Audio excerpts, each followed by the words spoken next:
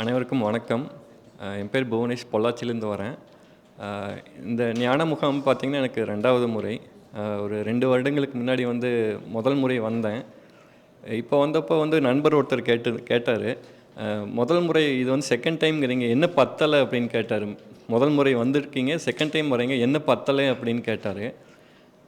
என்ன அப்படின்னா, முதல் முறை வர்றதுக்கு முன்னாடியே எனக்கு தெளிவு கிடச்சிருச்சு. வந்ததுக்கப்புறம் இல்லை, முதல் முறை வர்றதுக்கு முன்னாடியே தெளிவு கிடச்சிருச்சு. எப்படின்னா அந்த முதல் கேம்ப் வர்றதுக்கு முன்னாடியே பார்த்திங்கன்னா ஒரு 6 மாதம் ஐயாவோட வீடியோஸ் யூடியூப்பில் நிறையா நானும் அண்ணனும் சேர்ந்து பார்ப்போம். ஆரம்பத்தில் சில விஷயங்கள் புரியாமல் இருந்துச்சு. அதுக்கப்புறம் நானும் அண்ணனும் பார்த்திங்கன்னா நிறையா அதை பற்றி டிஸ்கஸ் பண்ணி அடுத்தடுத்த வீடியோஸ் பார்க்கும்போது பார்த்திங்கன்னா ஒரு நல்ல தெளிவு கிடச்சிது. அப்புறம் 6 மாதம் கழித்து சரி முகாமுக்கு போகலான்னு முடிவு எடுத்தோம். அப்போ பார்த்திங்கன்னா யூடியூப்பில் எல்லாமே புரிஞ்சிச்சு. இதுக்கு மேலே இவங்க என்ன சொல்லி தருவாங்க. பொதுவாக பார்த்திங்கன்னா இப்போ நிறைய இடத்துல பார்த்திங்கன்னா யூடியூப்பில் சொல்லுவாங்க, ஒரு ஆர்வத்தை தூண்டி விடுவாங்க, அந்த மைய விஷயத்த சொல்ல மாட்டாங்க. அந்த வகுப்புக்கு வரக்க வேண்டி சில சூட்சமங்களில் உள்ளே வச்சுருப்பாங்க. சரி ஏதோ ஒரு இருக்கும், எல்லாமே யூடியூப்பில் சொல்ல மாட்டாங்க, ஏதோ ஒரு விஷயம் அங்கே போனால் புதுசாக கிடைக்கும் அப்படிங்கிற ஒரு இதில் தான் வந்தோம்.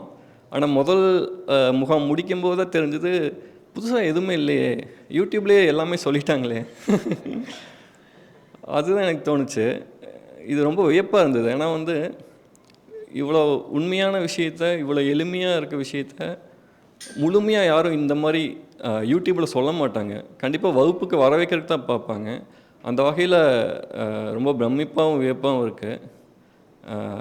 முதல் முகாம் முடித்தோடனே பார்த்திங்கன்னா ரொம்ப ஈஸியாக இருந்துச்சு. எப்படின்னா, அதுக்கு முன்னாடிலாம் ஒரு சின்ன ஏதோ ஒரு சிச்சுவேஷன் வந்தாலும் பார்த்திங்கன்னா ரொம்ப போட்டு மனசில் உழப்பிட்டு செயலில் கான்சன்ட்ரேட் பண்ண முடியாமல் இருந்துச்சு.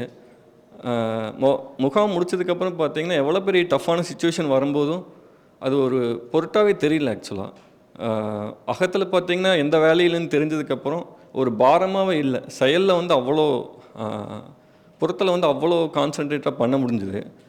சம்டைம்ஸ் ஒரு டவுட்டும் வந்துச்சு, என்னடா இவ்வளோ பெரிய டஃப்பான சுச்சுவேஷன் வருது, எந்த டென்ஷனும் இல்லைன்னு கொஞ்சம் டவுட்டும் கூட வந்துருச்சு.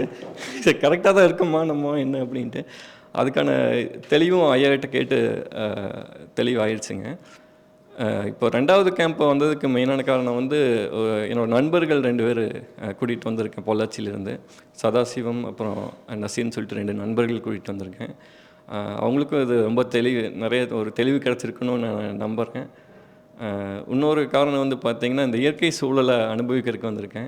அப்புறம் எல்லாத்துக்கும் மேலே முக்கிய காரணம் ஐயாவை மறுபடியும் நேரில் பார்க்கணும், ஜீவமணியனை பார்க்கணும், சரவணன், இவங்க எல்லாத்தையும் பார்க்கணுன்னு தான் முக்கிய இதில் வந்திருக்கேன்.